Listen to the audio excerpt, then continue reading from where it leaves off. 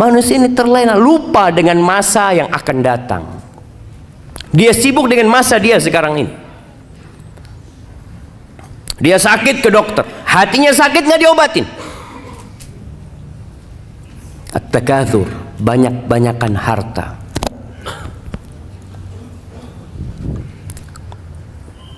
Mencari kekayaan boleh, silahkan.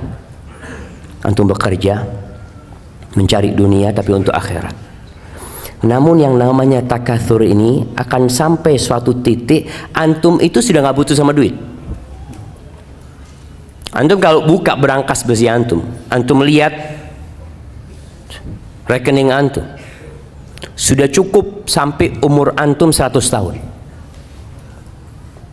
Tapi kenapa terus cari duit? Kalau orang berpikir cukuplah, anak mau istirahat, mau beribadah. Antum sekarang umurnya sudah 60 tahun. Antum coba mikir, cukup sudah. Tapi orang itu alhaakumut takatsur, terus bermewah-mewahan, berbanyak-banyakan harta. Boleh antum jadi orang kaya, dan anak harap semua yang di masjid ini jadi orang kaya tapi bertakwa. Dia capek dari pagi sampai sore cari fulus, kemudian dia pasang keramik di dalam kuburannya. Ya dengan amal soleh jamaah. Jangan antum pasang keramik sekarang ya anak, udah cukup. Aduh kayaknya kurang bagus. Boleh pasang TV di sana. Antum kalau orang soleh kuburannya itu maddal basar. Kita itu senang nonton jamaah, senang melihat yang indah-indah. Allahu Akbar.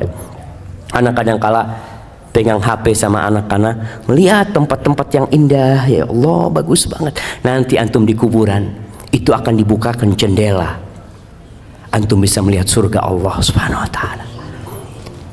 Datang aroma-aroma yang wangi jamaah. Kalau antum mempersiapkan untuk itu jamaah.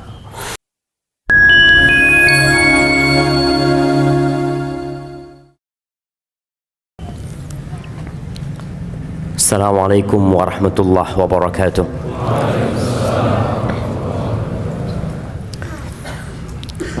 Alhamdulillah Rabbil alamin. Segala puji bagi Allah,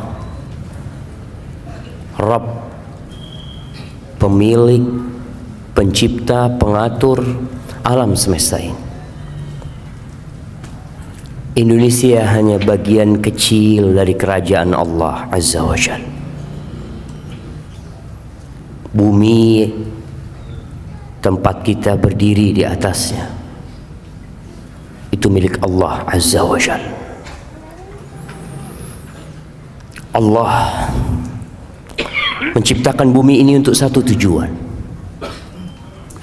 tapi banyak manusia yang lupa dengan tujuan tersebut. Dia sibuk berlari,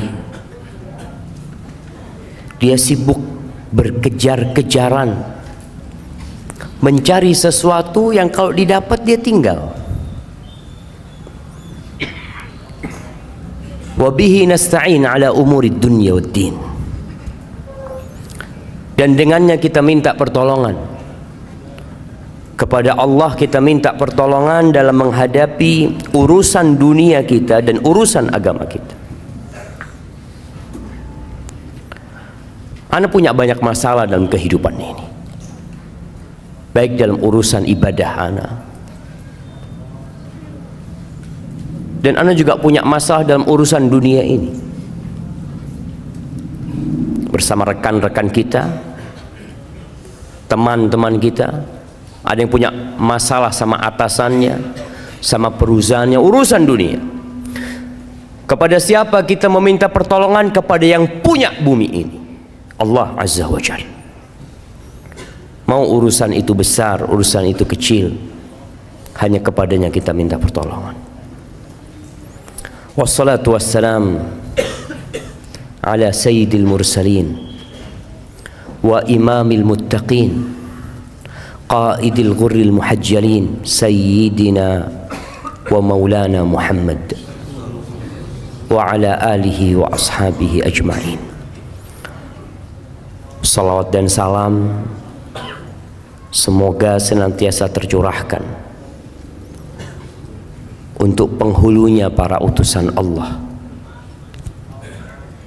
untuk imamnya orang-orang yang bertakwa,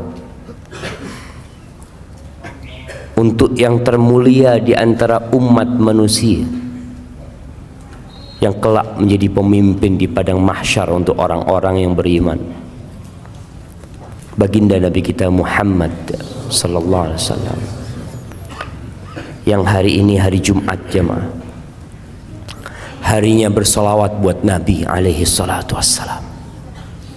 Antum juga perlu menghitung hari ini antum berapa kali bersolawat buat Nabi sallallahu alaihi wasallam. Jangan sibuk mengikuti perhitungan itu, antum lupa ngitung sesuatu yang antum perlu. Karena kalau sudah matahari terbenam masih waktunya solawat. Silahkan sampai kapanpun kita bersolawat kepada Nabi alaihi salatu wassalam, tapi kita kehilangan keutamaan hari Jumat yang merupakan sayyidul ayyam, khairu yaumin tala'at fihi syams. Sebaik-baiknya hari yang terbit matahari pada waktu itu yaumul Jum'ah, hari ini syama. Maka manfaatkan waktu yang ada untuk banyak bersalawat kepada Nabi alaihi salatu wassalam, kepada keluarga beliau, kepada istri-istri beliau, kepada putra-putri beliau, dan kepada para sahabat Nabi, yang terutama Abu Bakar Siddiq, Umar bin Khattab, Uthman bin Affan, dan Ali bin Abi Talib radhiyallahu ta'ala anhum ajma'in. Amma ba'd. Jamaah rahimakumullah, apa tema kita hari ini? Bekal di alam kubur. Sebenarnya semua sudah tahu apa sih yang harus kita bawa ke kuburan. Ketika antum dikasih tahu oleh ayah antum, nak, besok kita mau berangkat. Kemana ayah? Kita mau camping. Semua anak bawa bekalnya masing-masing. Bapaknya ngasih tahu, tempat camping kita becek. Tempat camping kita banyak ularnya. Tempat camping kita di sebuah lembah yang terkadang bisa jadi ada hujan dan akan banjir, akan tenggelam tempat itu. Ketika informasi ini disampaikan, kemudian besoknya berangkat, ada anak-anak yang tidak bawa bekalnya, dia tidak akan bisa menyalahkan orang tuanya.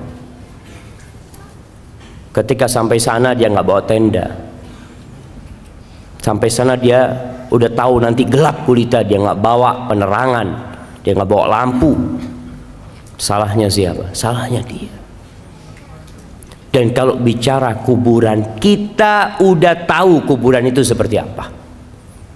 Antum berangkat ke kuburan, antum melihat sebuah lokasi yang sunyi, senyap, yang semua orang punya kapling sendiri-sendiri. Bahkan kalau sekarang ada orang yang kuburannya itu harus diperbaharui, sewanya tiap 2 tahun, bayar lagi. Padahal cuma 2 kali 1 meter, lubang yang sempit, yang kalau kita berangkat ke sana, mungkin sebagian di antara antum pernah menggali kuburan, antum bisa bayangin ketika gali kuburan itu. Ini tempat aneh terakhir. Sebesar apa rumah yang antum miliki, seindah apa antum membuat sebuah bangunan tempat tinggal antum sama keluarga antum, tapi kita semua harus tahu tempat balik kita sama. Mau orang paling kaya di muka bumi ini, Mau orang paling berkuasa di Indonesia ini, jabatannya paling tinggi di negeri kita, presiden, yang sekarang semua berebut untuk jadi presiden, nanti akhirnya akan ada di lubang itu, sama dengan tukang sampah. Masya Allah, dan rame-rame ketawa-ketawa di sana cuma. Anda izin minum dulu ya.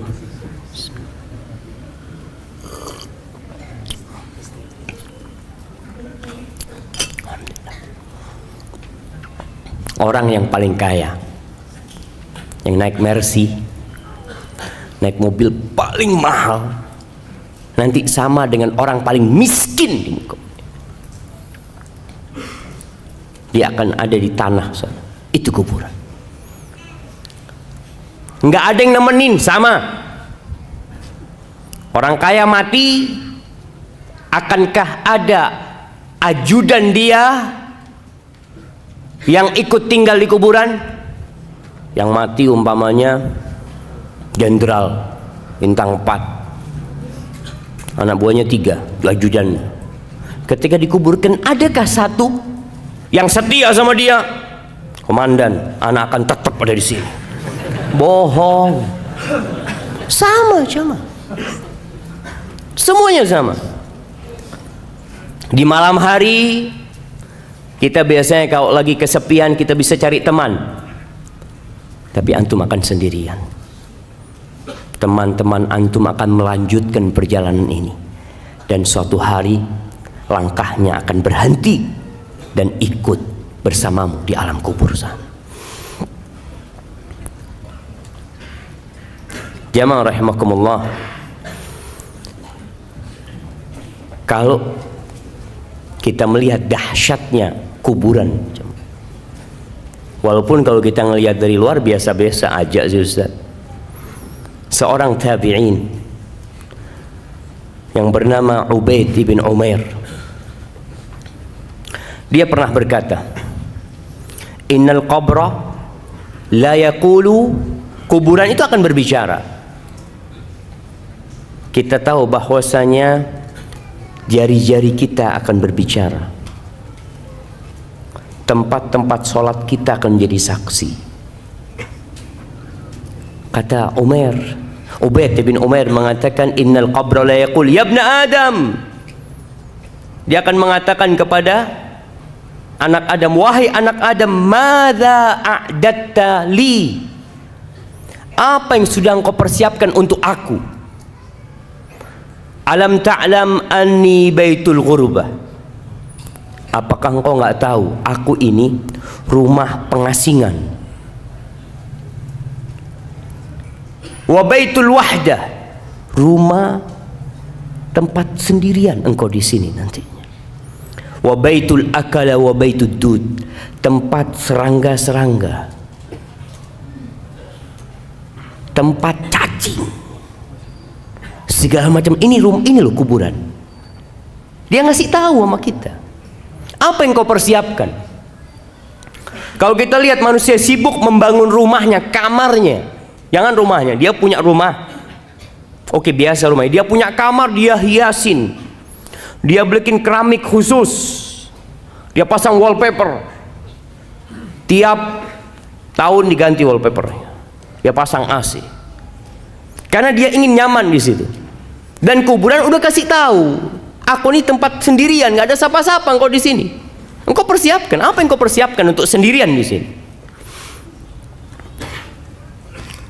An Abdullah bin Ubaid bin Umair qal, ini anaknya Ubaid bin Umair mengatakan, balagani, telah sampai kepada aku, annal mayyit yuq'adu fi hufratihi, bahwa seorang mayit itu didudukkan di kuburannya dan dia mendengar suara orang-orang yang mengantarkan dia pulang. Masya Allah. Mati lampu. Switching arus.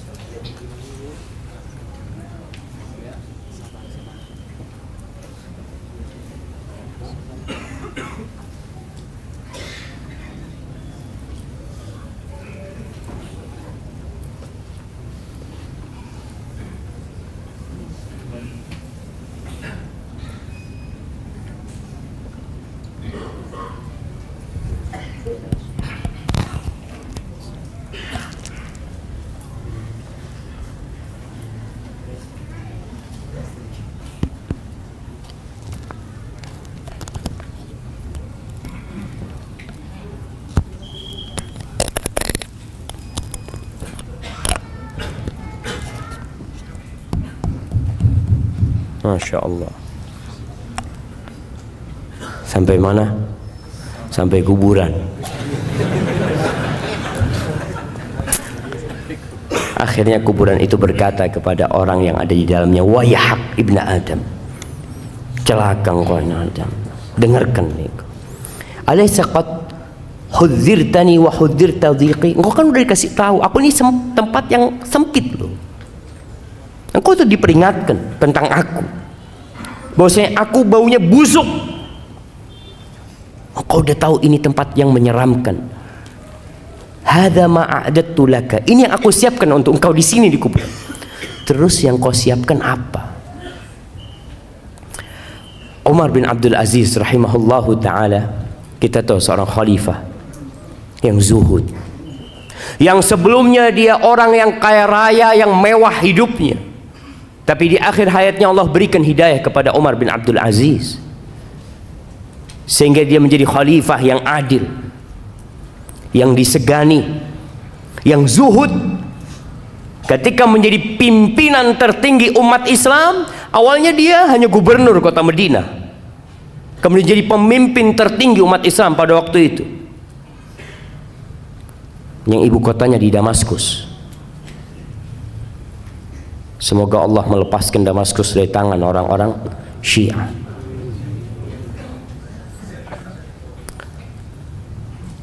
Ketika dia jadi khalifah, dia pernah berkata kepada pejabat-pejabat negara yang biasa duduk sama dia. Dia mengatakan kepada salah satu di antara mereka, ya fulan, laqad bittul layla, aku tadi malam bermalam atafakkar fil qabri wa sakinihi, aku bertafakkur, memikirkan tentang kuburan dan orang yang tinggal di kubur.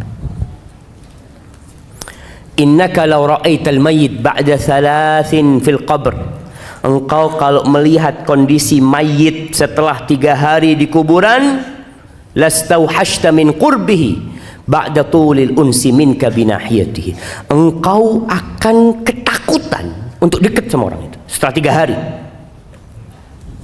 Padahal ketika hidup engkau kepingin dekat sama dia, duduk sama dia. Tapi setelah dia mati 3 hari, bongkar kuburannya, akan tercium aroma yang begitu menyengat, mungkin akan melihat belatung-belatung yang ada. Engkau tidak akan lagi mau dekat sama dia, padahal dulu teman baikmu dia. Wala ra'aita baitan tajulu fihil hawa, engkau akan melihat sebuah rumah yang penuh dengan binatang-binatang, dengan serangga-serangga. Wa yajri fihi sadid, akan ada nanah yang mengalir. Wa takhtarikud didan, dan cacing itu, ulat itu keluar masuk, belatung keluar masuk dari tubuh dia.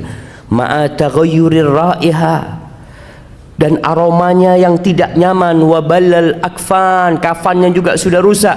Ba'da husnil hay'ah, padahal sebelumnya rupa dia bagus. Wa tibir rih, aromanya wangi. Wa naqa'is thawb, biasanya kalau datang bajunya bagus orang ini. Datang kajian kita tahu, masya Allah bajunya bagus, bisa duduk di sampingmu. Setelah mengatakan itu Umar bin Abdul Aziz, dia pingsan. Pernahkah antum memikirkan kuburan itu? Rasulullah sallallahu alaihi wasallam dalam hadis riwayat Tirmizi mengatakan, ma raaitu manzaran qat illa wal qabru afdha minhu. Tidak pernah aku melihat sebuah pemandangan melainkan kuburan itu lebih menyeramkan dari semua yang kau lihat. Ya, kita harus mempersiapkan diri. Semuanya bakal mati, itu sebuah kepastian. Kullu nafsin dha'iqatul maut, semua yang bernyawa pasti mati. Mau sehat, mau sakit, Jangan antum memikirkan bahwasanya antum belum waktunya. Ustaz, ana sehat, Ustaz. Alhamdulillah. Kira-kira kapan antum mati? Wallahu a'lam, tapi masih lama kayaknya. Antum ada orang lagi fitness, mati di tempat fitness. Ada orang lagi nyanyi yang dia mungkin berpikir akan tobat di akhir umurnya, mati di atas panggung dia. Ada seorang yang menjadi biduan, antum pernah lihat? Jangan lihat tapi. Nah, ada seorang biduan, anak nggak ngelihat, anak baca. Bener ya. Ada seorang biduan yang nyanyi bersama ular kobra, digigit mati di atas sana jamaah. Anak yakin dia nggak memikirkan akan mati di tempat itu. Dia ingin mati dalam kondisi yang baik. Dia ingin mati dalam kondisi sedang kajian. Semua orang, insya Allah yang fitrahnya masih baik, ada keinginan untuk berubah dan mati husnul khotim. Semua ingin. Tapi siapa yang tahu jemaah? Maka ketahui tidak ada pemandangan yang lebih menyeramkan kalau antum memikirkan lebih dari kuburan. Wallahi jemaah. Suatu hari ada orang menjumpai Umar bin Abdul Aziz. Dia masuk ke tempatnya Umar bin Abdul Aziz. Dia heran melihat wajah Umar bin Abdul Aziz, sudah kurus ya, yang dulu tampan, yang dulu segar bugar, kelihatannya udah karena capek beribadah Umar bin Abdul Aziz dan ngurusin umat. Akhirnya orang ini takjub dengan pemandangan ini. Kenapa engkau kok kayak gini gitu dia? Apa kata Umar bin Abdul Aziz? Ya fulan, dia mengatakan, sekarang engkau heran melihat wajahku, kondisiku seperti ini. Gimana kalau engkau melihat aku setelah 3 hari dalam kuburan? Waqad kharajatil hadaqatan fasalata 'alal khaddain. Kedua mataku sudah ngelupas dari tempatnya. Keluar dari tempatnya, kemudian ada di pipi kedua mataku. Wa taqallasat asyafatani an asnan. Bibirku sudah ngelupas sehingga gigiku kelihatan. Wan fatahal fam, mulutku terbuka. Wa nata'al bat fa'ala sadr, perutku akan membengkak. Kemudian mungkin pecah menutupi dadaku. Wa kharaja sulbu minad dubur, dan tulang-tulang keluar dari dubur. Wa kharaja dud minal manakhir, dan engkau melihat belatung itu keluar masuk dari hidungku. Engkau akan lebih heran daripada apa yang kau lihat sekarang ini. Oleh antum harus memikirkan pemandangan itu. Kita ini sering tertipu. Apalagi anda lihat kadang-kala foto. Nih kamera-kamera tukang tipu semuanya. Antum kadang-kala foto kan ada pilihan macam-macam. Ada yang tambah putih, ada yang tambah ini, subhanallah. Antum coba pikirkan. Dan ada foto tambah tua sekarang. Iya. Coba antum memikirkan itu.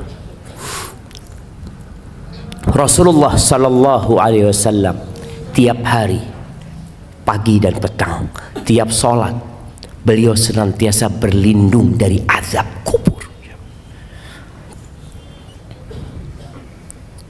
Beliau mengatakan, Allahumma inni a'udzubika min azabil qabr wa min azabi jahannam wa min fitnatil mahya wal mamat wa min syarri fitnatil masihid dajjal. Terus berlindung karena beliau tahu urusan kuburan ini. Mungkin sebagian di antara kita baca tuh doa tapi tidak meresapi itu doa karena sudah menjadi rutinitas. Setelah membaca innaka hamidum majid, dia mengatakan Allahumma inni a'udzubika min azabil qabr. Antum bisa bayangin ketika antum menunjuk dan antum memikirkan kuburan, bagaimana ketika daging itu sudah ngelupas, ketika antum tinggal sendirian, nggak ada lagi yang peduli sama antum. Antum nggak bisa menambah amalan sedikit. Rasulullah sallallahu alaihi wasallam menggambarkan bagaimana ketika orang itu mati, kemudian dimandikan, kemudian ditaruh di keranda, wahtamalahar rijal ala a'naqihim, dibawa di atas keranda oleh lelaki-lelaki menuju ke kuburan. Apa yang terjadi dengan orang yang ada di dalam sana? Kalau dia orang yang soleh, yang dia sudah mempersiapkan kuburannya, yang dia sudah pasang AC di kuburannya, dia udah luaskan kuburannya, dia akan mengatakan qaddimuni, qaddimuni, kata dia, cepat letakkan aku di tempatku, segera, karena dia tahu dia telah mempersiapkan kuburan dia. Wa in kana ghaira dzalik, tapi kalau orang ini bukan orang yang soleh, orang yang belum mempersiapkan kuburannya, yang dia sibuk mempersiapkan rumahnya di dunia, dia sibuk dengan jabatannya. Masya Allah, antum bisa melihat kesibukan orang berebut jabatan sekarang. Kalau lupa dia dengan kuburannya, orang itu akan berteriak mengatakan, ya wailaha, aina yadhhabuna biha, celaka nih orang-orang, mau dibawa kemana jenazah itu, mau dibawa kemana tubuhku itu, kata dia. Kenapa? Karena dia tidak memikirkan kuburannya. Sebagian orang bangun kuburan, setelah mati dibangun kuburannya, kuburannya dikasih atap, ya biar nggak kehujanan dalam ya. Kesian dibohongin bapaknya sama anaknya, dikasih ini, ayah anak belikan marmer yang bagus. Apa gunanya buat ayahnya? Antum harus pikirkan gimana ayahmu di dalam sana, luas kuburannya. Oh kalau gitu Ustaz, ana mau beli tanah 1 hektar lah buat kuburan ayah. Tetap kuburan ayah 1x2, walaupun tanahnya 1 hektar. Tetap. Antum pikir orang-orang sekarang di Jakarta yang punya kuburan-kuburan besar, apa namanya, Sandiago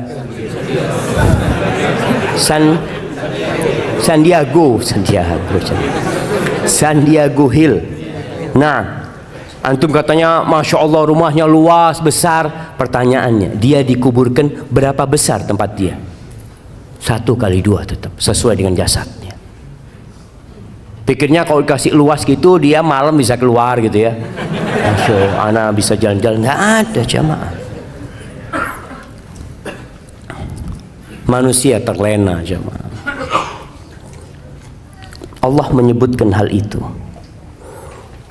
Alhaakumut takatsur hatta zurtumul maqabir kalla sawfa ta'lamun thumma kalla sawfa ta'lamun kalla law ta'lamuna ilmal yaqin la tarawunnal jahim thumma la tarawunnaha 'ainal yaqin thumma la tus'alunna yawma idzin 'anil na'im.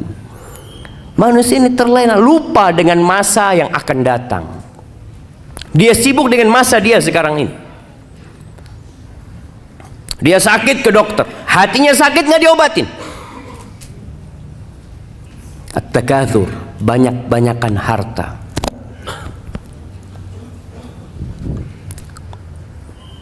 Mencari kekayaan boleh, silahkan.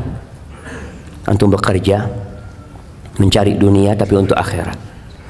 Namun yang namanya takatsur ini akan sampai suatu titik antum itu sudah nggak butuh sama duit. Antum kalau buka berangkas besi antum lihat rekening antum sudah cukup sampai umur antum 100 tahun. Tapi kenapa terus cari duit? Kalau orang berpikir cukuplah, ana mau istirahat, mau beribadah, duitnya ini cukup, ana punya duit 1 triliun. Kira-kira cukup buat berapa tahun 1 triliun? Kalau tiap bulan antum habis 1 miliar, Anggap 1 miliar antum. 1 tahun 12 miliar.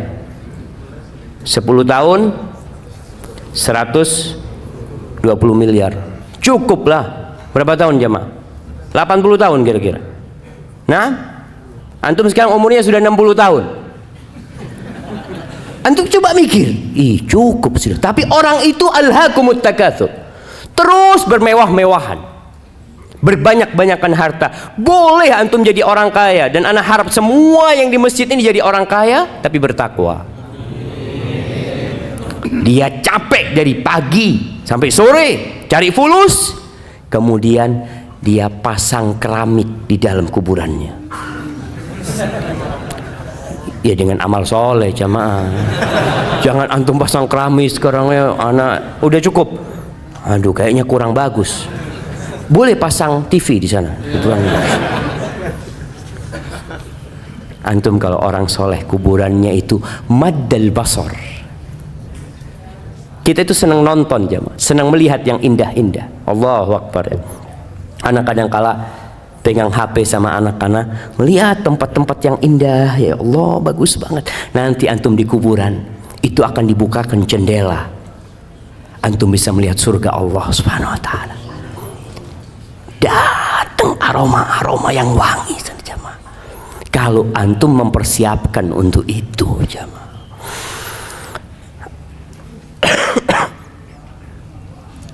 Yaqulu ibnu Adam, anak manusia ini berkata, mali, mali, mana hartaku, mana hartaku. Engkau tahu hartamu itu yang mana? Ma akalta, yang engkau makan kemudian jadi kotoran, itu hartamu.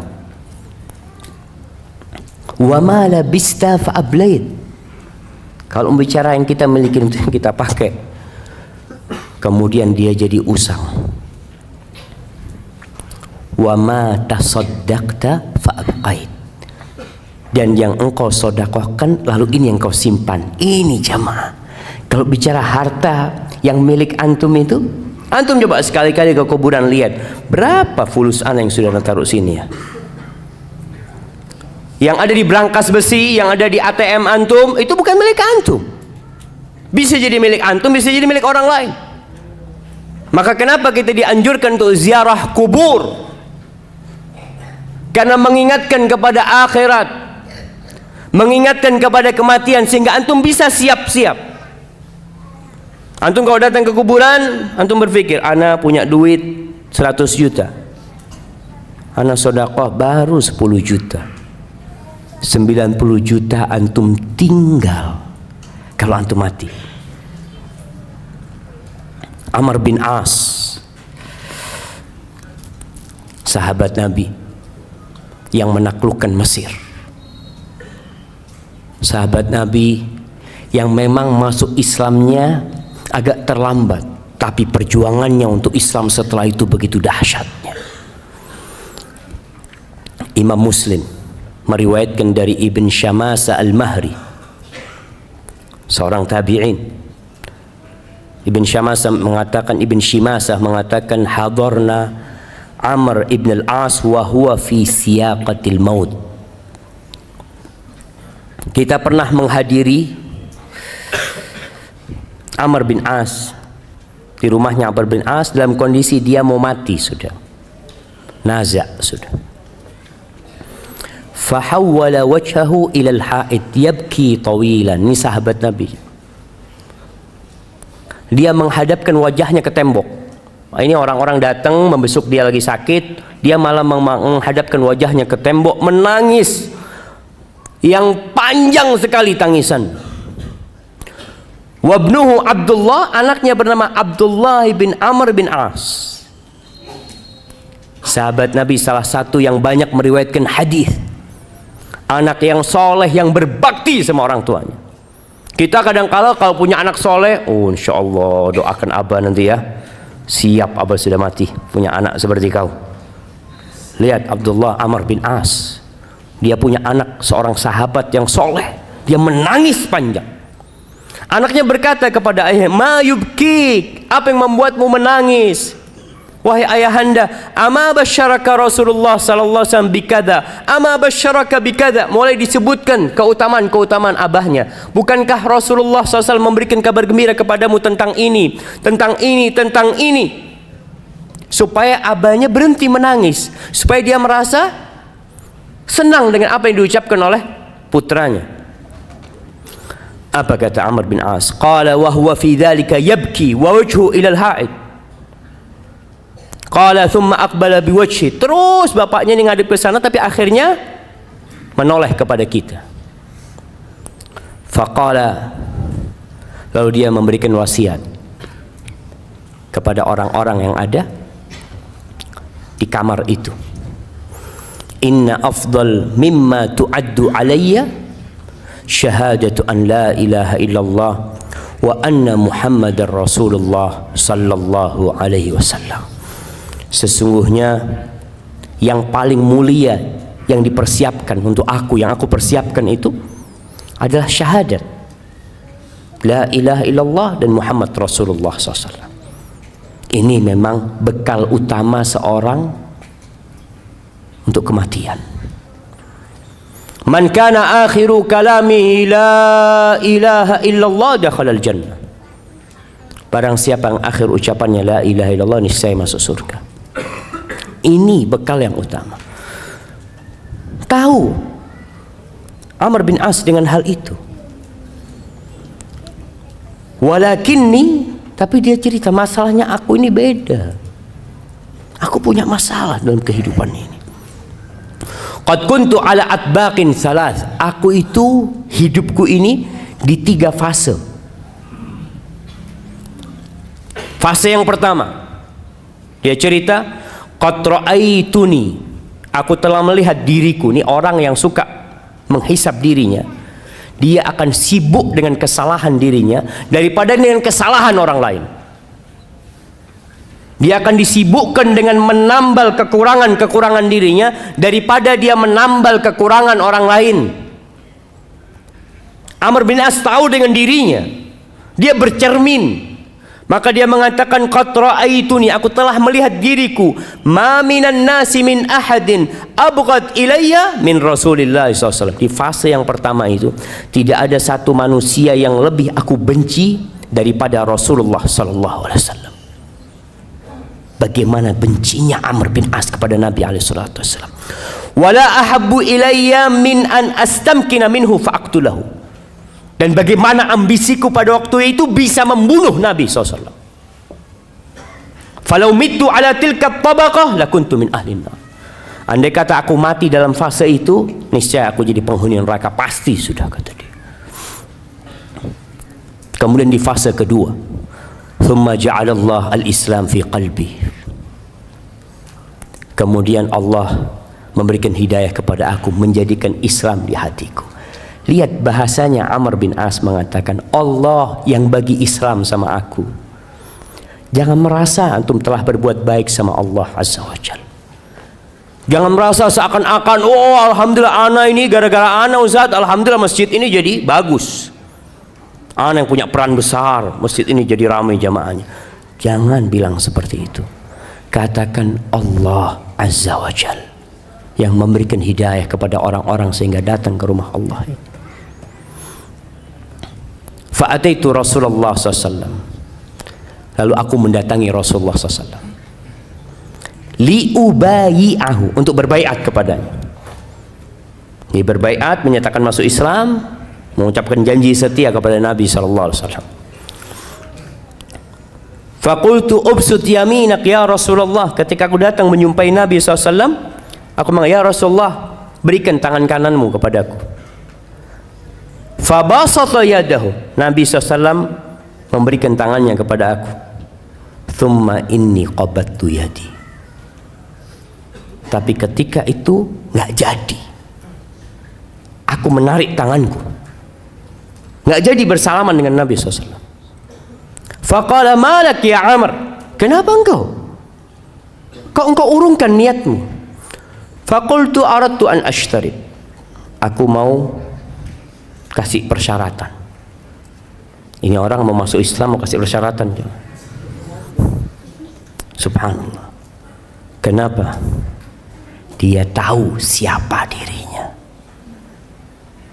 Dia tahu kejahatan-kejahatan yang pernah dia lakukan. Maka Amr mengatakan, ditanya sama Nabi SAW, tashtaritu madza? Apa syaratmu? Kata Amr bin As, ashtaritu an yughfara li. Syaratnya diampuni dosa-dosaku. Syaratnya diampuni dosa-dosaku. Karena Amr bin As berpikir, kalau aku masuk Islam tapi dosaku yang masa lalu, yang aku ingin membunuh Nabi SAW tidak diampuni, apa gunanya aku masuk Islam? Maka ketika orang masuk Islam, hendaklah masuk Islam dengan berfikir tentang agama Allah ini. Jangan merasa sekali lagi berbuat baik kepada Islam, tapi Islam yang telah memberikan kebaikan kepada kita. Lalu Nabi SAW mengatakan kepada Amr,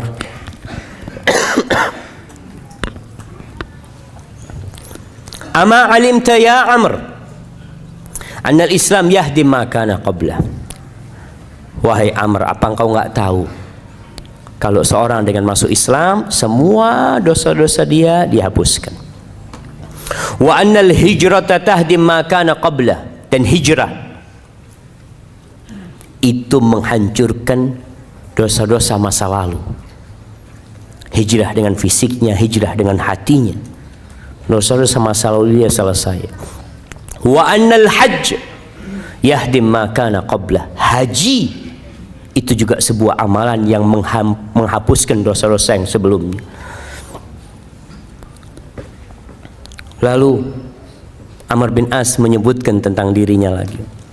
Faqad ra'aituni, setelah itu aku melihat diriku, ma minan nasi ahadun ahabbu ilayya min Rasulillah sallallahu wala ajallu fi aini minhu. Enggak ada orang yang lebih aku cintai daripada Nabi SAW. Enggak ada orang setelah itu yang lebih aku agungkan daripada Nabi SAW. Walau su'iltu wala ajallu fi aini minhu, di mataku enggak ada orang yang lebih agung, yang lebih wibawa daripada Nabi SAW. Andai kata ada orang minta kepada aku agar aku mensifati, menceritakan bagaimana wajah Nabi SAW, ma'ataqtu, aku nggak bisa. Kalau diminta, gimana sih wajah Nabi SAW? Aku nggak akan bisa. Padahal Amr bin As ini orang yang cerdas, sampai dikenal dahiyatul Arab. Dia orang pinternya orang Arab. Tapi kalau ditanya gimana wajah Nabi SAW, aku nggak bisa mensifati. Kenapa? Li'anni lam akun utik an amla aini ijlalan. Aku nggak pernah melototin melihat wajah Nabi SAW sebagai bentuk penghormatan aku kepada Nabi SAW.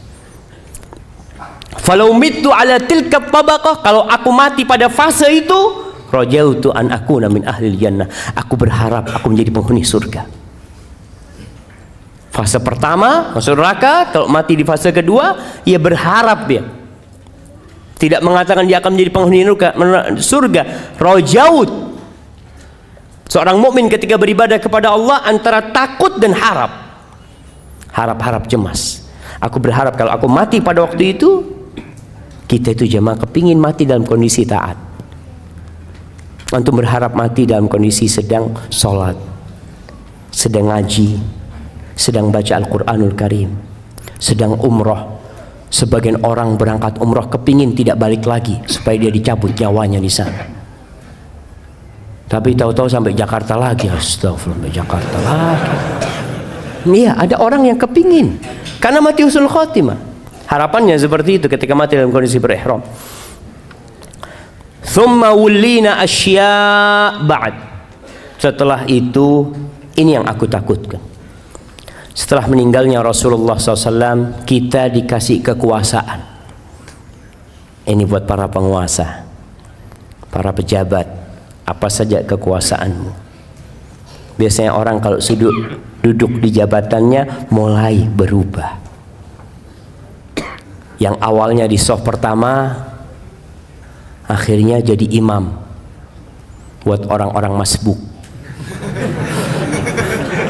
Jadi imam dia, tapi khusus buat orang-orang masbuk. Allahu Akbar. Wulitu asya' ba'd falastu adri ma ana fiha au ma hali. Aku nggak tahu kondisi aku ketika aku menjabat. Jadi gubernurnya Mesir Amr bin As. Subhanallah. Amr bin As ini jamaah. Kalau antum baca sejarah Amr bin As,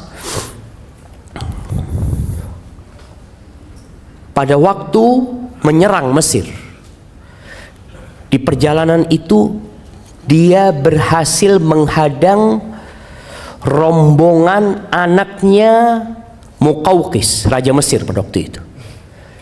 Putrinya itu dikirim ke Palestina untuk menikah dengan salah satu raja Romawi. Nama putrinya Romunusa apa? Dengan emas, dengan macam-macam dikirim untuk ke sana karena sudah dinikahkan. Ketika ditangkap oleh Amr bin As, Amr bin As itu mengatakan kepada para sahabatnya, kalian ingat Raja Muqawqis itu pernah kirim hadiah buat Nabi kita sallallahu alaihi wasallam. Pernah kirim bagla. Bagla itu campuran antara kuda sama keledai. Kasih hadiah buat Nabi, bagla yang bagus, dan mengirimkan seorang budak, Maria Al-Qibtiyah. Gimana menurut kalian kalau kita balas kebaikan raja itu agar tahu dengan kebaikan Nabi kita Muhammad SAW? Itu dibalikin rombongan itu ke Mesir aja. Jadi banyak kebaikan Amr bin As radhiyallahu ta'ala. Maka dia mengatakan, aku nggak tahu kondisi aku ini gimana sekarang. Fa idza ana mittu fala tashabni naihatun wala nar. Kalau aku mati, tolong nggak ada wanita-wanita yang meratap, yang menangis-nangis, yang menemani aku ke kuburan, yang mengantarkan aku ke kuburan. Walanar, nggak ada api-api untuk memeriahkan orang mau mati, dimeriahkan. Kadangkala pasang mercon atau apa, nggak ada. Faida dafantumuni, kalau kalian telah menguburku, fasunnu alayya turab sannan, itu debu kalian timpakan kepada aku. Ya, jangan keras-keras maksudnya Amr bin As. Sudahlah, kalian ratakan aku dengan tanah. Fa idza farautum min qabri, kalau selesai kalian mengubur aku, famkuthu inda qabri, kalian jangan pulang dulu, kata Amr bin As. Dia tahu gimana kondisi di kuburan. Dia bakal sendirian, dia bakal ditinggal sama semuanya. Tapi dia minta famkuthu inda qabri qadra ma yunharu jazur wa yuqsamu lahmuha. Tolong kalian ya tetap di kuburan sebentar lah, seperti orang menyembelih onta kemudian membagikan daging-daging. Ya, berapa menit kalian tetap di sana. Fa inni asta'nis bikum, supaya aku tidak merasa kesepian. Dia takut ditinggal. Hatta a'lam madza uraji bihi rusul rabbi, sehingga aku tahu bagaimana aku menjawab pertanyaan-pertanyaan mungkar dan nakir. Ahibati fillah, orang ketika mati itu diikutin oleh 3 hal. Yatba'ul mayyit salas. Apa yang ikut ke kuburan jemaah? Siapa yang mau jawab? Harta, keluarga, amal. Hartanya gimana? Hartanya ikut. Gimana hartanya? Siapa yang tahu? Harta yang ikut ke kuburan? Hartanya ikut pulang, keluarganya ikut pulang, dan amalnya. Iya, hartanya apa yang ikut ke kuburan? Fulusnya ikut gitu ke kuburan. Di luar gerbang. Oh, mobilnya mungkin di luar gerbang. Nggak sampai ke kuburan. Bahkan kalau orang-orang kafir kan ikut di kuburan. Kalau orang kafir mobilnya masuk kuburan juga. Barakallahu fikum. Nah, para ulama ketika berbincang harta kok bisa ikut sih? 3 yang ikut. Yarji'u isnan wa yabqa wahid. Yang 2 balik ke rumah, yang 1 tinggal sama antum. Yatba'uhu ahluhu. Keluarganya ikut, jelas kalau keluarganya ikut. Ingat perempuan-perempuan, ana masih ngelihat di daerah Jabodetabek ini, kalau ngubur jenazah perempuan-perempuan itu ikut ke kuburan.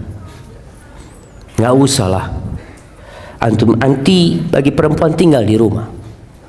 Rasulullah SAW pernah melihat wanita-wanita di jalan ke kuburan. Ditanya sama Nabi SAW, kalian ikut memandikan jenazah? La. Kalian ikut mengangkat jenazah? La. Kalian ikut ngubur jenazah? La. Irji'na ma'zurat, kalian pulang bawa dosa. Ngapain kalian ke kuburan kalau ternyata kalian tidak ngapa-ngapain di sana?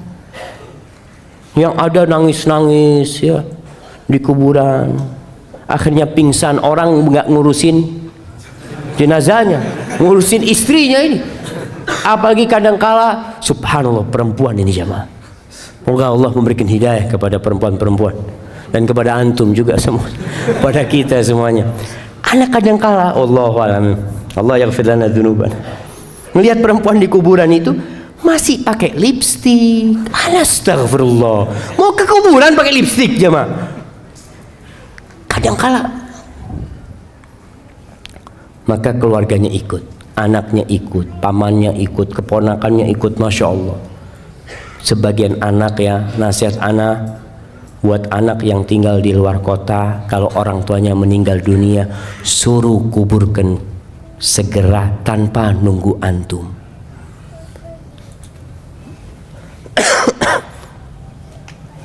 Itu sebagai bentuk kebaktian antum sama orang tua. Antum kadang-kadang mengatakan, enggak, anak ingin mengucapkan salam terakhir. Selesai, enggak ada salam terakhir, sudah mati. Seharusnya engkau dampingin orang tuamu sebelum mati. Jangan ketika dia mati disuruh nunggu anaknya 24 jam. Anaknya di luar pulau, ditunggu padahal sudah meninggal, tempat dia bukan di muka bumi ini lagi. Selesai, katakan kuburkan orang tua anak. Engkau gimana? Nggak apa-apa, yang penting orang tua anak sampai ke tempatnya. Engkau datang, kemudian engkau datang ke kuburannya, boleh sholat jenazah di atas kuburan, sholatin di atas kuburan. Nggak harus nunggu antum.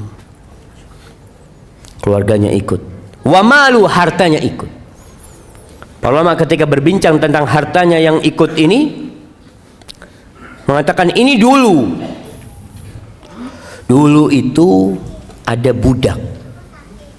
Budak itu harta di mana diperjualbelikan sehingga budak-budaknya pada ikut menguburkan.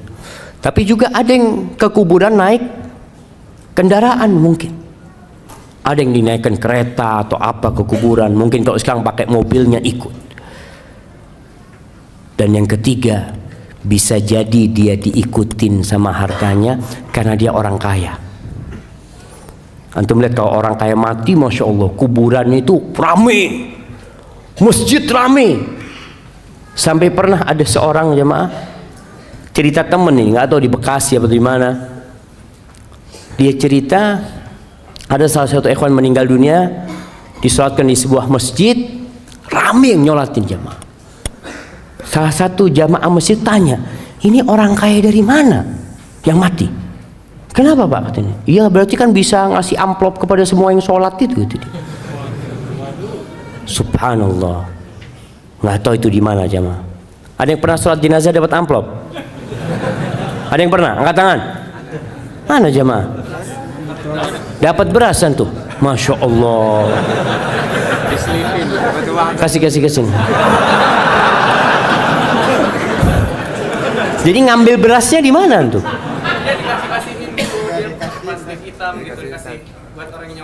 Buat orang yang nyolatin, masya Allah. Ada yang dapat fulus? Masya Allah. Dapat berapa tuh? Dapat berapa? 50? 30, masya Allah. Kasih hadiah. Antum terima?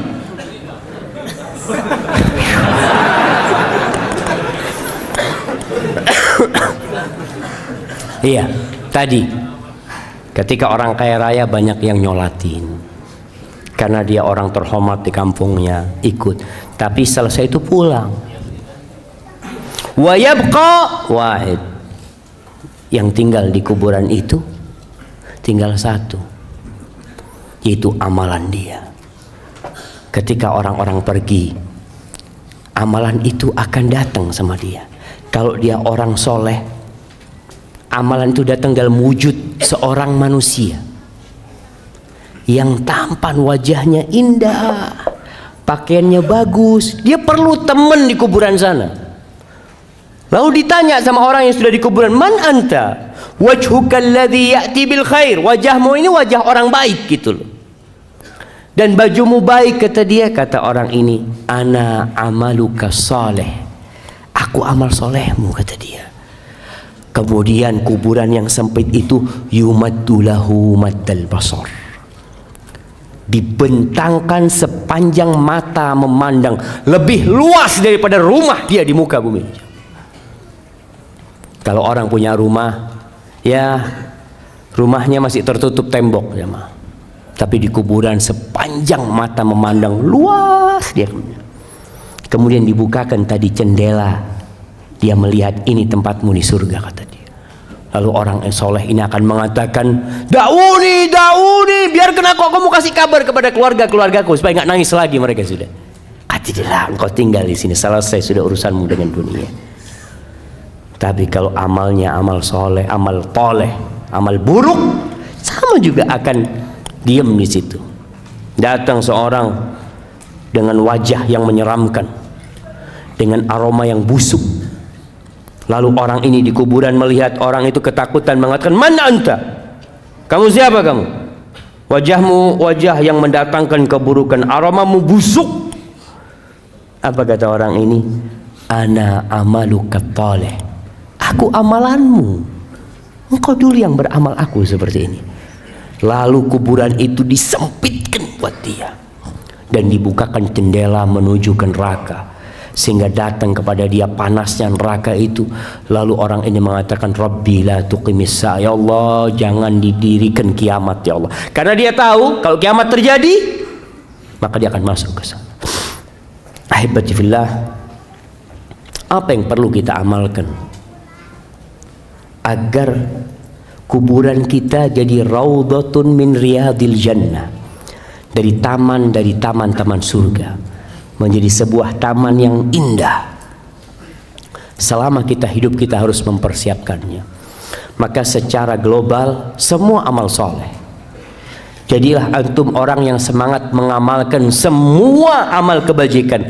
La tahqiranna minal ma'rufi syai'an. Jangan pernah meremehkan amal soleh walaupun kecil menurut antum.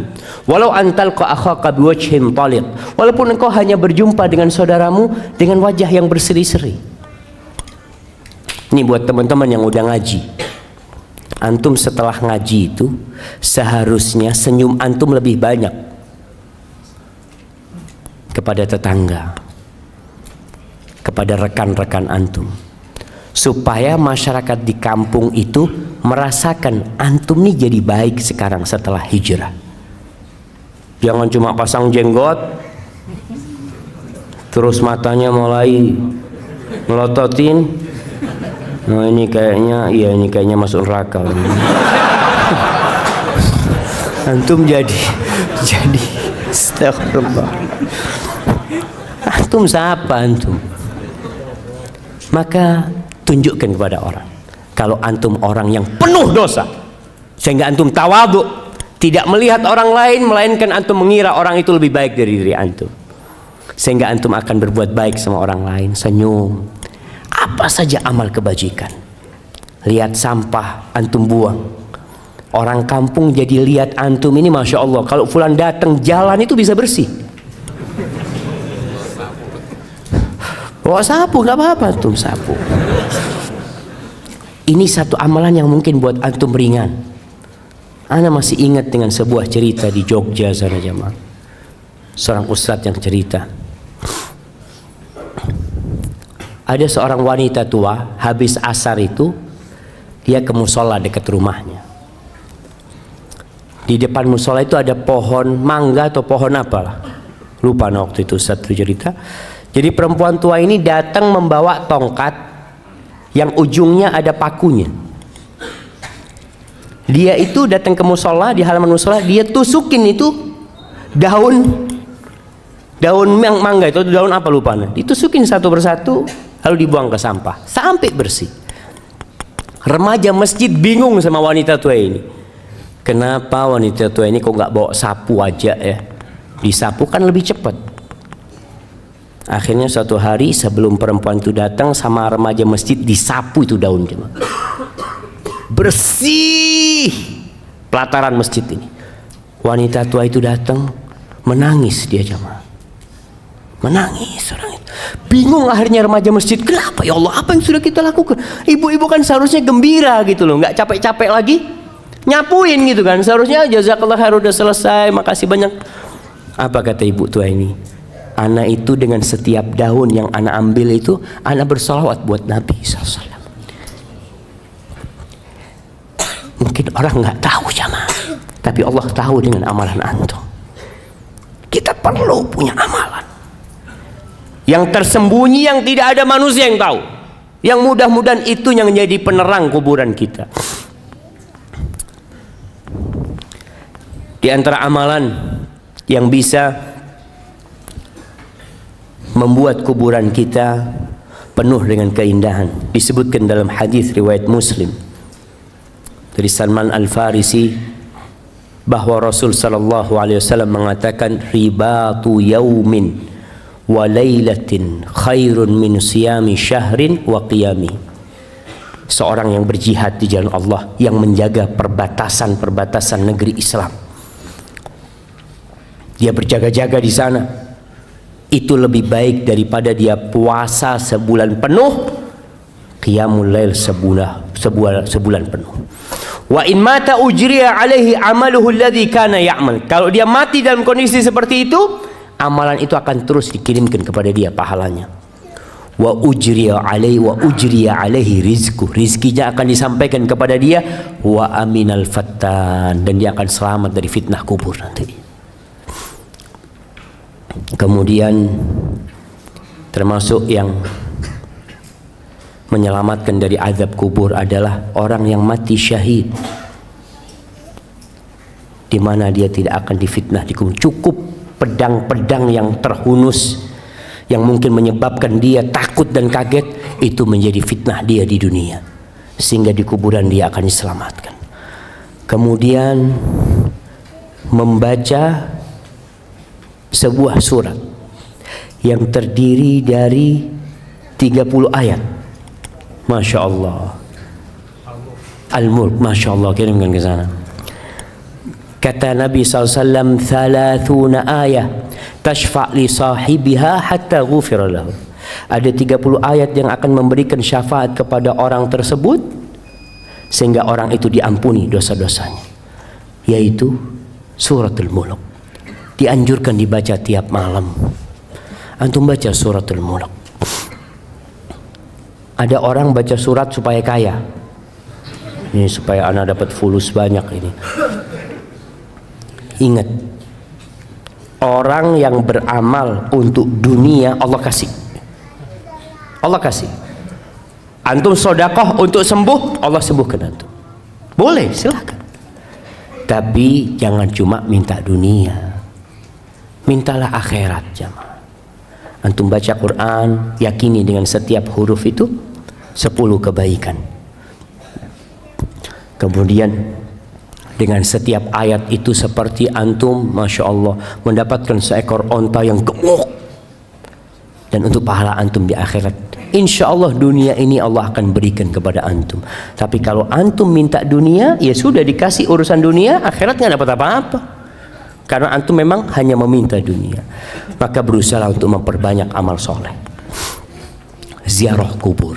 Sekali-kali antum datang ke kuburan, sehingga antum di sana bisa berpikir, apa yang sudah ana persiapkan, sudah berapa banyak bekal antum. Antum jangan berbangga dengan tubuh antum yang indah, yang perempuan, yang kadangkala selalu memoles wajahnya. Ingat, nanti kedua matamu akan keluar dari matamu. Pipimu yang indah akan lobang berisi belatung. Perutmu semua juga akan penuh dengan kotoran. Hingga hal itu membuat kita mempersiapkan diri apa yang akan kita lakukan. Karena Rasul sallallahu alaihi wasallam mengatakan, "Aktsiru dzikra hadzimil ladzat." Kalian banyak-banyak mengingat pemutus kelezatan. Pemutus kelezatan, yaitu kematian ini. Hadza wallahu a'lam bishawab. Itu yang bisa Anda sampaikan pada kesempatan kali ini. Semoga mendorong kita di bulan Sya'ban ini untuk banyak-banyak beramal soleh, untuk bertobat kepada Allah atas dosa-dosa yang kita lakukan. Baik. Namanya ada pertanyaan yang sudah dijawab dalam penjelasan tadi. Ustaz, bagaimana hukumnya kalau kita diwasiatkan untuk menguburkan orang tua di kota A, sedangkan saat ini orang tua kita tinggal di kota B yang jaraknya 6-8 jam perjalanan dari kota A? Apakah mengikuti wasiat itu atau dikuburkan di tempat tinggalnya? Jazakumullah khair. Gak apa-apa, wasiat itu selama tidak bertentangan dengan agama boleh dilaksanakan. Kalau ada orang meninggal dunia di Jakarta umpamanya, dia wasiat tolong ana dimakamkan di Mekah umpamanya.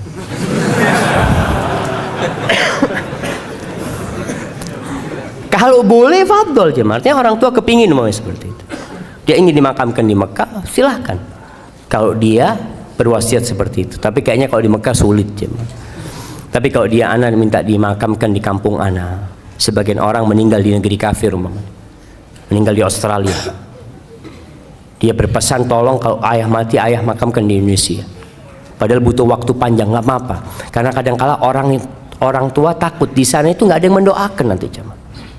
Jarang yang mendoakan. Makanya kenapa kalau kita meninggal dunia berusaha untuk dikuburkan di tempat yang banyak orang soleh di sana. Dengan harapan banyak yang mengucapkan salam ke sana. Karena salamnya orang itu bukan hanya buat keluarganya, tapi buat semua yang mati. Assalamualaikum ya ahlad diyar. Jabir bin Abdullah radhiyallahu taala anhu, dia punya ayah itu ketika perang Uhud dimakamkan satu lubang sama orang lain. Hatinya itu nggak enak jamaah.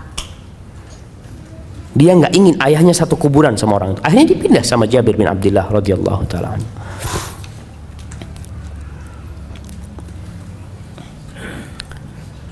Allahu akbar.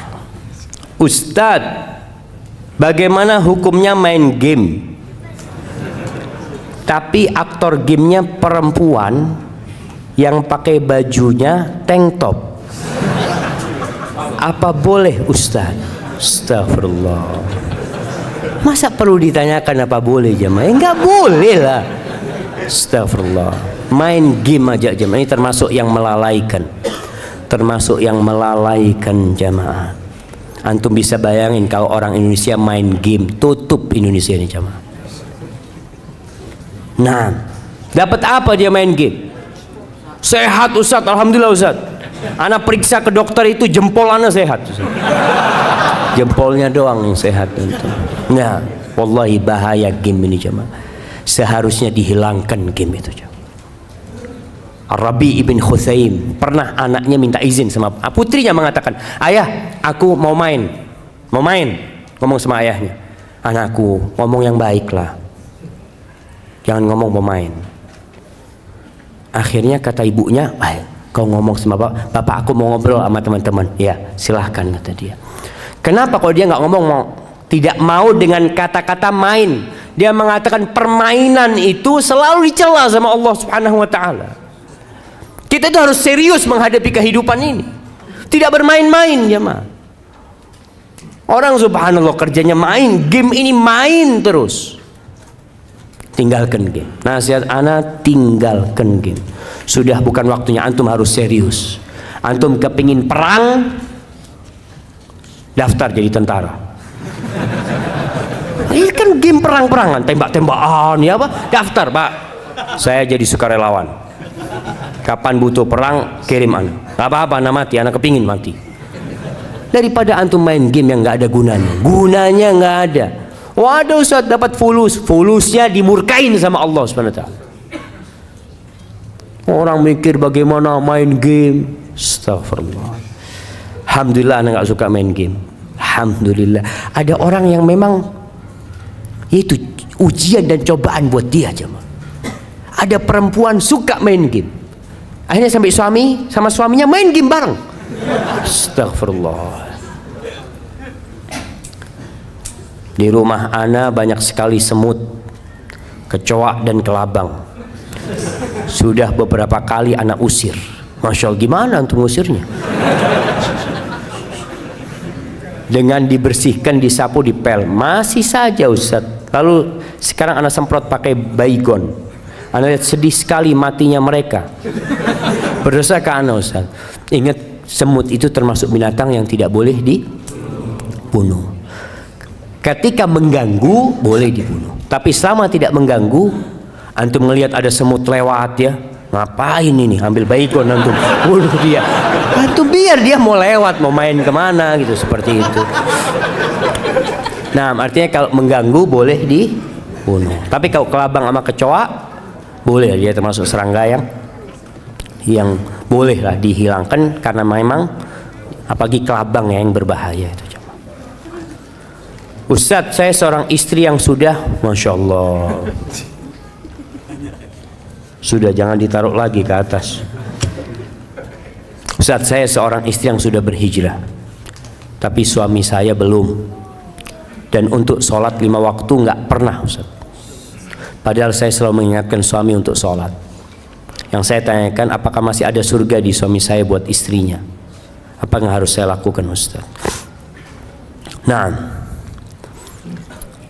berusaha untuk diperbaiki, karena kondisinya anti memang menikah sama dia dulu bukan melihat kepada agamanya. Artinya bertahun-tahun anti hidup sama dia itu aman-aman saja. Ketika anti berhijrah, anti melihat ada masalah di suami, kasih nasihat. Kalau nasihat dari anti tidak bisa masuk kepada dia, lewat orang tuanya. Kalau sudah nggak mungkin kasih nasihat, anti boleh gugat cerai. Gugat cerai. Sebagian ulama dalam mazhab Hambali berpendapat orang yang meninggalkan sholat full sama sekali tidak sholat sudah kafir, sehingga pernikahannya sudah batal secara otomatis. Itu dalam sebagian mazhab Hambali, karena orangnya dianggap murtad. Tapi dalam mazhab Syafi'i tidak. Dia masih muslim tapi yang melakukan dosa besar. Engkau punya hak untuk cerai. Mudah-mudahan dengan engkau gugat cerai, kalau ditanya apa masalahnya, masalahnya dia nggak sholat. Kalau dia sholat, aku tidak akan gugat cerai. Maka insya Allah dengan cara itu semoga suamimu dapat hidayah.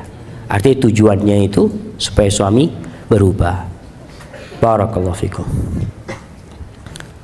Dan bagaimana azab kubur bagi orang yang berselingkuh dan berzina, dan apabila bertobat bagaimana cara agar tetap istiqamah. Rasulullah SAW ketika Isra Mi'raj beliau melihat azab kubur, jamaah. Khususnya buat orang-orang yang berzina, beliau melihat ada lelaki dan wanita di dalam tungku, kayak di dalam tungku jamaah yang atasnya sempit, bawahnya lebar, kayak gentong gitu jamaah, yang atasnya sempit, di bawah itu ada api. Jadi ketika api itu membara, mereka naik ke atas, dibakar, mereka mau keluar nggak bisa keluar. Tahu-tahu api itu redup sekali, nanti dibakar lagi. Karena orang berzina biasanya nafsunya naik kemudian turun, seperti itu, dibakar terus sampai kiamat. Antum bisa bayangin, antum punya jari. Cobalah kalau antum mau coba ya, antum pasang korek, coba 1 menit lah. Kalau kuat 2 menit. Antum nggak kuat. Orang-orang yang kurang imannya, mereka lah yang akhirnya melakukan dosa zina. Sehingga Nabi SAW mengatakan, la yazni zani wa huwa mu'min. Tidaklah seorang berzina dalam kondisi berzina dia beriman. Imannya itu keluar aja ketika dia melakukan perzinahan itu. Karena kalau dia beriman, dia dilihat sama Allah Azza wa Jalla ketika melakukan perzinahan itu, dan Allah murka dengan perbuatan itu. Ingat jemaah, ada suatu hari yang semua akan dibongkar. Walaupun istrimu nggak tahu, suamimu nggak tahu, orang satu kampung nggak tahu, tapi Allah tahu dengan perbuatan tersebut. Dan azab kubur menanti sebelum nanti diazab pada hari kiamat. Na'udzubillahi minan nar.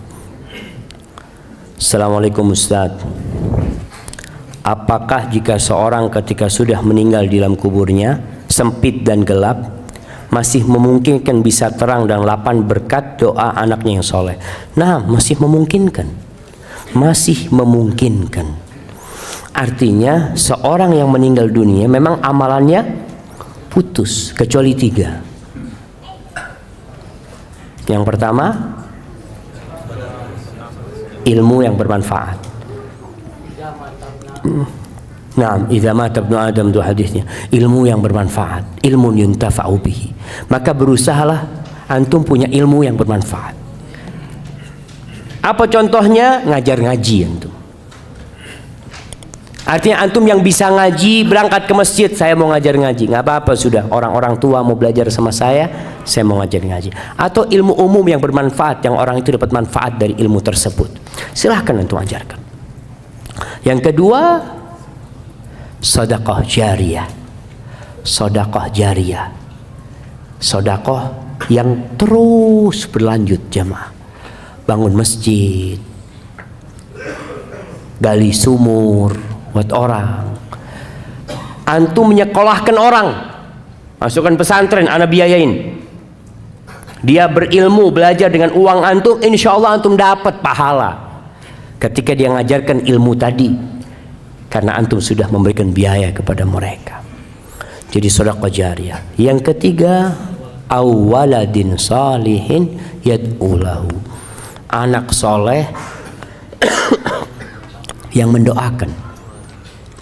Sebenarnya kalau bicara doa, doa dari semua orang itu Allah dengarkan. Ketika sholat jenazah, yang doa bukan cuma anaknya, temannya berdoa, pamannya berdoa, istrinya berdoa, orang kampung berdoa, Allah insya Allah kabulkan doanya. Tapi anak soleh ini nggak putus doanya. Kalau kita, ya terus terang Anda sendiri merasakan Anda punya teman baik meninggal dunia. Di awal-awal tiap hari Anda doakan, setelah itu lupa. Antum juga merasakan punya istri meninggal dunia, Masya Allah, pekan pertama doa terus, Allahumma gfir laha warhamha. Pekan ketiga kawin lagi antum. Selesai, kadangkala lupa. Tapi kalau anak bagaimanapun insya Allah akan berdoa terus, dan itu bisa meringankan azab buat orang tuanya.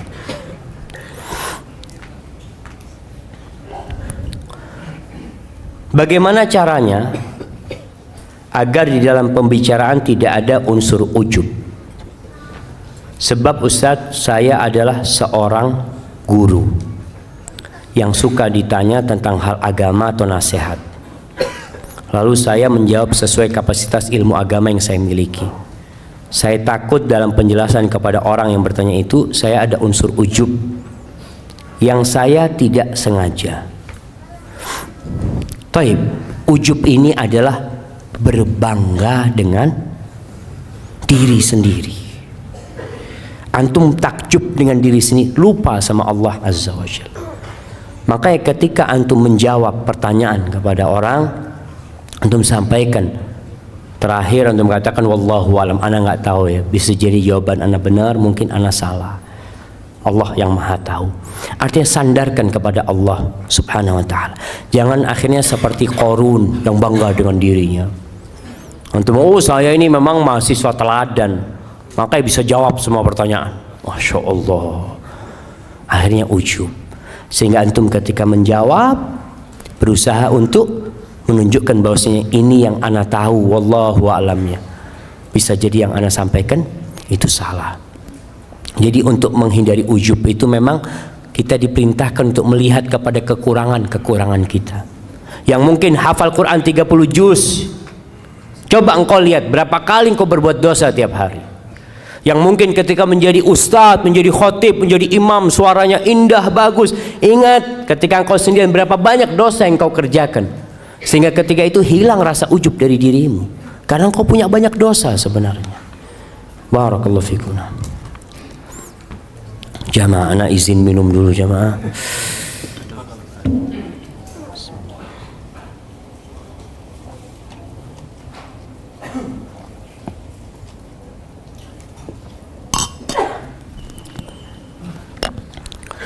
Assalamualaikum. Alhamdulillah. Qadarullah. Ibu ana sudah tidak bersama kami 7 tahun yang lalu karena sakit diabetes dan sudah komplikasi. Alhamdulillah semasa hidupnya rajin ibadah dan baik kepada siapa saja, namun belum kenal sunnah. Bapak ana bercerita sebelum meninggal ibu ana merasa kesakitan kakinya dan mengucapkan istighfar, lalu minta dipijat oleh bapak ana. Setelah itu tiba-tiba ibu ana tidak sadarkan diri, langsung meninggal di hadapan bapak ana. Bapak ana kaget, lalu refleks memeluk ibu ana dan mencium aroma wangi keluar dari telinganya. Apakah aroma tersebut adalah ruh ibu ana yang keluar dari jasadnya? Mengapa tercium aroma wangi dari telinganya? Apakah meninggalnya ibu ana termasuk husnul khotimah? Jamaah, memang orang yang soleh ketika keluar itu dalam bau yang wangi sekali. Malaikat-malaikat itu membawa kafan-kafan dari surga yang wangi. Ruh itu keluar, ditangkap oleh malaikat, dibawa ke langit. Setiap lewat itu mereka mengatakan, siapa ini? Wangi banget aromanya. Kemudian dikembalikan ke bumi. Jadi wallahu a'lam ya, berkaitan dengan ruh ini, orang-orang ketika bertanya tentang ruh kepada Nabi SAW, Allah mengatakan qulir ruh min amri rabbi. Ruh itu urusan Rabbku. Jadi mungkin ada kejadian-kejadian di dunia ini, orang yang melihat azab kubur ditampakkan, atau dia melihat nikmat kubur, mungkin dia melihat. Tapi wallahu a'lam bishawab, kita tidak bisa memastikan hal itu.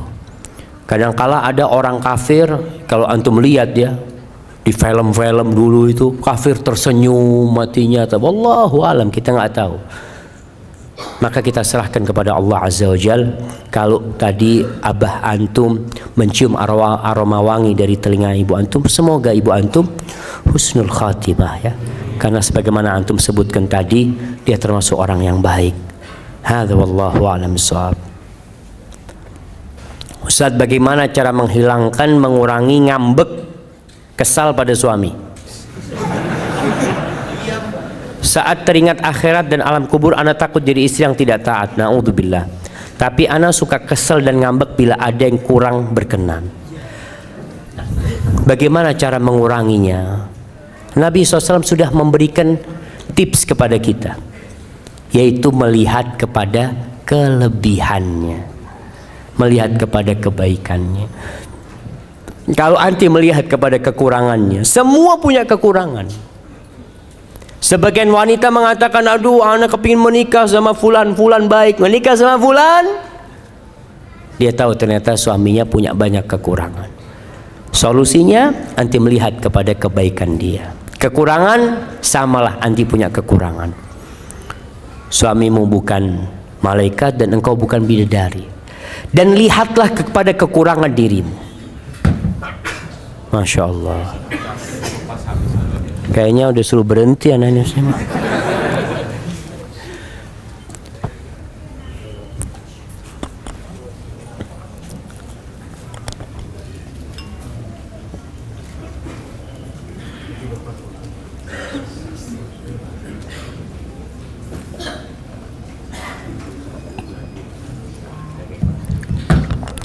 Nah, jamaah. Mati lagi jamaah.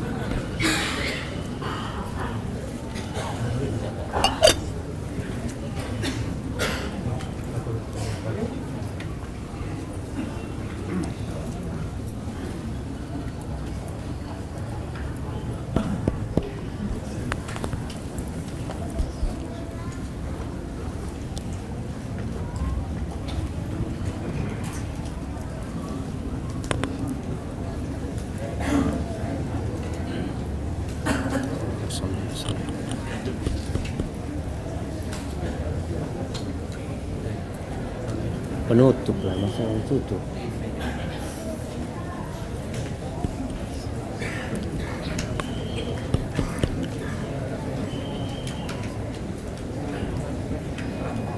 Masya Allah.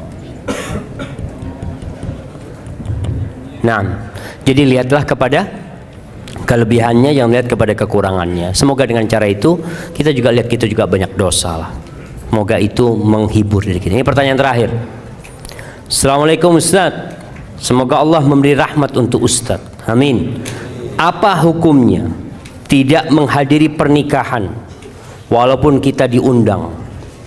Anak kemarin nggak hadir di sebuah pernikahan karena anak suka akhwat tersebut, Ustaz. Tapi anak nggak kuat lihat dia ijab qabul sama yang lainnya. Allahu Akbar jamaah. Nah, ini pertanyaan menarik sekali jemaah. Artinya antum diundang dengan oleh saudara antum, antum datang, wajib datang kalau tidak ada halangan. Tapi kalau antum takut pingsan di sana umpamanya, ngerepotin orang banyak ya nggak usah hadir. Karena kadang-kala ada perasaan bener nggak tahan lah jemaah. Antum ngelihat ketika namanya fulan itu calonnya mengatakan qabil tu nikah atau tazwija bil, takut antum melakukan tindakan-tindakan yang maka mungkin ada ada uzur antum untuk tidak hadir di sana. Tapi yang jelas begini, takdir Allah itu indah. Ketika antum cinta dengan seseorang, maka antum cinta kebahagiaan buat orang itu. Kalau bicara cinta tidak harus memiliki, tapi bagaimana orang itu berbahagia dengan orang yang dia cintain, antum akan bahagia. Dan semoga Allah memberikan kepada antum ganti yang lebih baik dari itu perempuan. Dengan cara seperti itu. Hadza wallahu a'lam bishawab. Itu yang bisa saya sampaikan pada kesempatan kali ini.